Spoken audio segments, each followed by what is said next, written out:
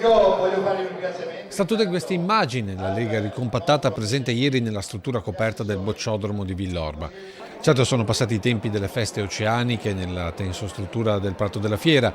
Ieri sera tutto più morigerato, più raccolto, segno di un movimento più riflessivo che cerca di guarire le ferite, che sembrano comunque cicatrizzarsi vista la presenza di lealisti e marioniani gomito a gomito ad ascoltare i big del partito, che hanno dato chiari segnali sulle posizioni della Liga Veneta, ad iniziare dal governatore del Veneto, critico nelle scelte della sinistra come per la cittadinanza onoraria a tutti i bambini in cantiere dalla nuova amministrazione Manildo.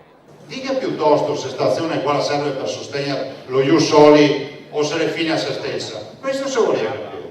Io sono convinto che il Comune fa questa azione perché vuole diffondere l'idea e dimostra anche l'inefficienza e il fallimento del suo ministro, la Chieng, per chi li rappresenta, siccome non ha combinato niente, i cercatori di fare qualcosa. Governatore e segretario nazionale insieme, mentre tra i banchi Giampaolo Gobbo, il loro padre nobile, li stava ad ascoltare. Segno di riavvicinamento dopo i tempi dei Belsito e dei Diamanti. La Lega deve essere unita, che adesso ci sarà un congresso federale a metà dicembre, dove il segnale più bello anche lì sarebbe quello appunto di unità del movimento in tutto il nord.